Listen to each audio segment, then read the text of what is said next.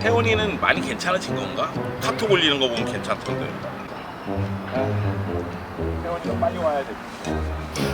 이제 도망가고 싶구나. 4라운드 예상했는데 2라운드에서 한 경기씩 맞췄어. 이거 왜 하는지 모르겠어. 뭔가 도움이 돼야지 하는 건데 도움은커녕 지금 거의 무슨 근데 지난 라운드가 진짜 재밌긴 했어. 뭐가? 6경기 다. 뭐 다 명경기야. 다 명경기였어. 내가 맞춰야 명경기야.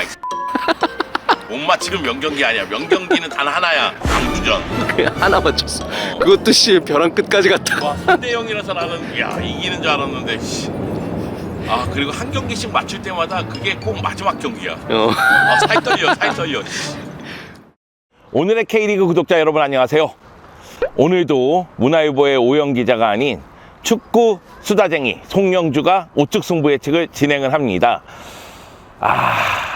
답답합니다. 날씨는 좋은데 저의 적중률은 계속해서 떨어지고 있어요. 이게 어떻게 된 거야? 이게 어쩐 일이야? 이거 계속해도 될지 모르겠습니다. 그리고 여러분이 몰랐던 사실 알려드릴게요. 우측 승부 예측은 축구 방송이 아닙니다. 코미디 방송이죠. 네, 제가 많이 틀려서 여러분을 웃겨드리는 그런 방송이에요. 멈춰! 제가 지난주에 6경기 예상했는데 한 경기 맞췄거든요. 이 방송 제가 해도 되나 이런 생각이 좀 들고요. 좀 자괴감이 듭니다. 하지만은 열심히 해야 되지 않을까 그런 생각이 좀 듭니다. 우측 승부 예측은 새로운 유튜브 채널 오늘의 K리그에서 보실 수가 있습니다. 네이버, 카카오 등 기존 채널에서는 PP라이브, 오늘의 축구 등에서도 확인하실 수가 있습니다. 언급했듯이 지난주에 제가 6경기 중에 한 경기 맞췄습니다. 근데 제가 지난주 방송 오프닝에서 경고를 해드렸어요. 리셋될 것 같다. 분위기가 안 좋습니다. 이번 주 우측 승부 예측 분위기가 좀 안 좋은데요. 리셋됐습니다. 다시 한 경기 적중으로 왔습니다. 그런데 지난주는 솔직하게 얘기해서 많은 전문가들이 폭망한 라운드였습니다. 예측이 다 틀렸어. 그럼에도 불구하고 우측 승부 예측에서는 도사들이 있죠. 센캔님께서 무려 5경기를 맞췄습니다. 4경기를 맞추신 분도 무려 6분이나 됩니다. 여러분은 왜 제 방송을 보고 계신가요?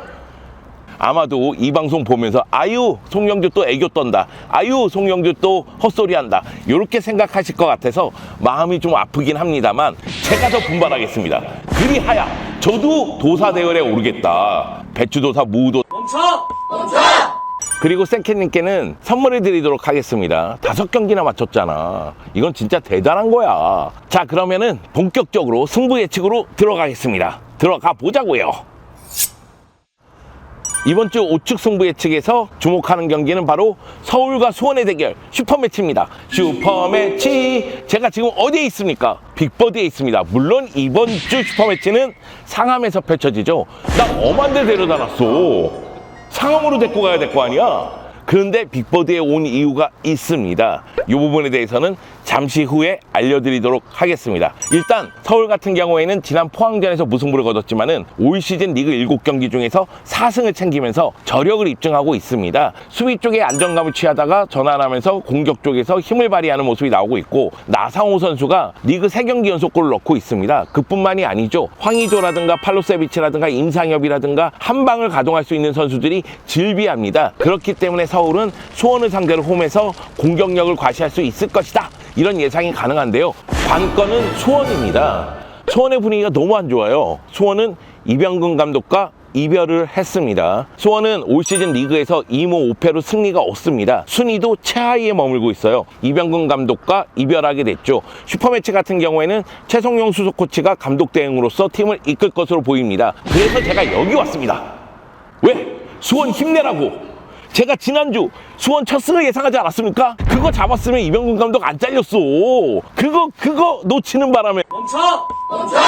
물론 감독 교체의 효과, 감독 경질의 효과가 나올지는 봐야 됩니다. 감독을 경질한다면 선수들은 정신무장을 다시 하거든요. 그러나 중앙 수비가 흔들리고 있고요. 공격 쪽에서도 아쉬움이 있습니다. 수비의 불안감을 해결하지 못한다면은 계속해서 좋은 결과를 맞이하기는 어렵죠. 뮬리치가 최전방에서 골을 좀 넣어줄 필요성이 있고요. 김보경과 바사니가 공존할 필요성이 있습니다. 볼트위스 중심의 이 수비가 좀 안정감을 유지했으면 좋겠어요. 그런데 제가 지금 이야기하는 부분 들어보면은 최전방 중후반부터 최후반까지 조금씩 아쉬움이 있다는 말씀을 드리는 거예요. 결국 최성용 감독 대행이 팀을 하나로 추스리면서 단합시키면서 시너지 효과를 최대한 끌어낼 수 있을지 그 부분에 대해서 지켜봐야 될 것으로 보입니다. 서울은 수원 상대로 고전할 것으로 보입니다. 서울이 슈퍼매치 최근 10경기 보면은 수원보다 우위에 있어요. 그런데 최근 2경기를 보면은 수원을 상대로 승리를 거두지 못했습니다. 1무 1패거든요. 그리고 수원이 감독이 경질됐기 때문에 사력을 다할 것이 분명합니다. 그럼에도 불구하고 전체적인 경기력과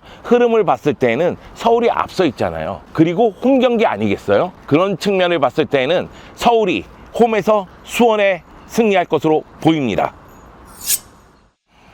자, 다음 경기는 동해안 더비입니다. 울산과 포항이 만났어요. 울산! 지난 경기에서 대전에게 패배당했습니다. 이거 뭔 일이야? 이거 뭔 일이야? 뭔 일이 벌어진 거야? 대전이 굉장히 좋은 경기력을 보여줬죠. 그렇기 때문에 울산은 6연승 끝에 패배를 당하고 홈에서 동해안 더비를 치르기로 했습니다. 포항, 서울과 무승부를 기록했는데 올 시즌 리그에서 유일한 무패의 팀입니다.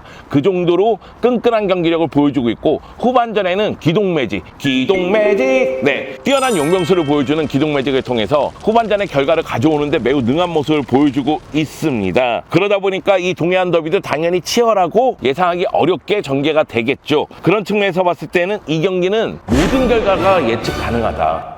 울산 승리도 가능할 것 같고 포항 승리도 가능할 것 같고 멈춰! 저는 홍명보 감독을 다시 한번 믿어볼랍니다.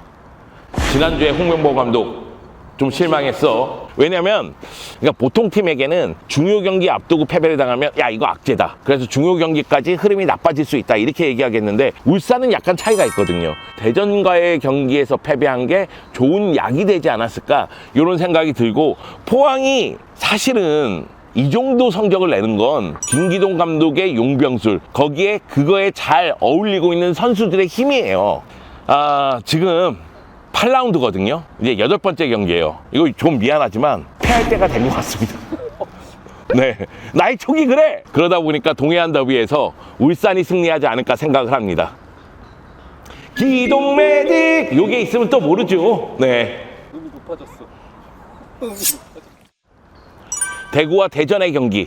대구는 지난 광주전에서 0대3 상황을 3대3으로 만들었어요. 하지만 결과론적으로는 3대4로 패배했죠. 고재현 선수가 터졌고 세징야가 돌아오긴 했습니다. 그런데 수비 쪽의 문제가 여전히 크다는 게 드러난 경기였어요. 반면에 대전 같은 경우에는 리그 7경기에서 패배는 1패밖에 없습니다. 그 정도로 성적을 내고 있다고 보면 되겠고 티아고와 레안드로를 앞세운 공격이 굉장히 위력을 발휘하거든요. 그리고 주세종이 또 들어왔습니다. 그런 가운데 이선 자원들이 득점 지원을 하고 있어요. 그래서 대전은 대구 원정에서 대구의 속도만 제어를 한다면 승리를 거둘 것으로 보입니다.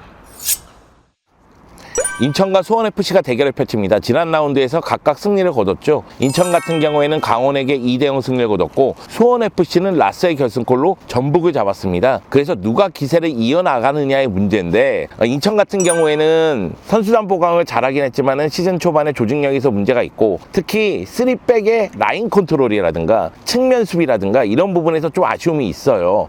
그러다 보니까 인천이 위험 요소가 좀 있다 이런 느낌이 들거든요. 근데 이거는 수원FC 도 마찬가지입니다. 라스, 무릴로, 윤빛가람으로 이어지는 중앙 라인은 나름대로 이제 힘을 발휘하는데 수비 쪽에서의 기복이 있거든요. 그러다 보니까 이 양 팀의 대결은 위험 요소가 있고 변수가 있는 경기처럼 느껴집니다.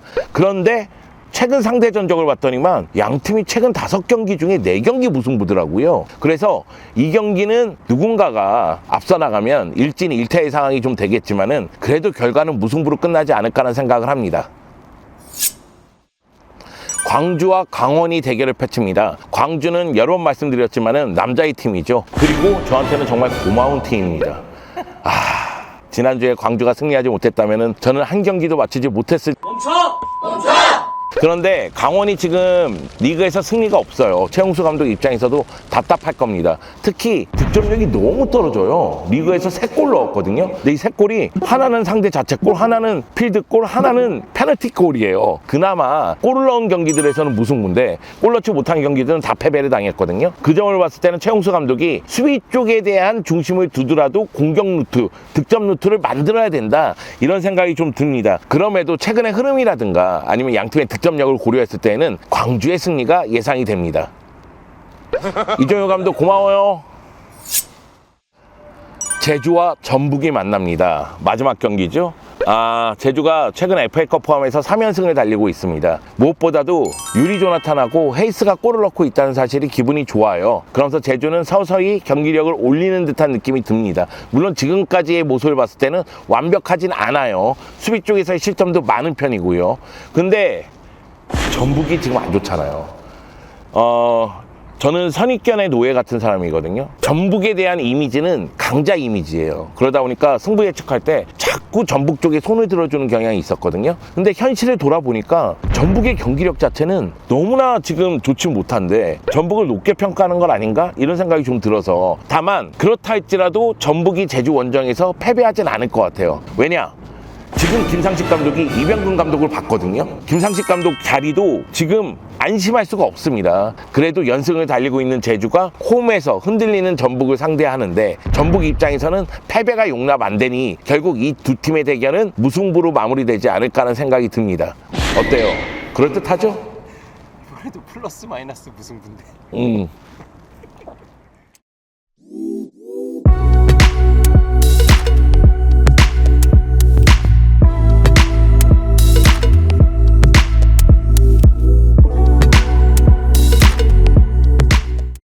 제가 자신감이 많이 떨어졌어요.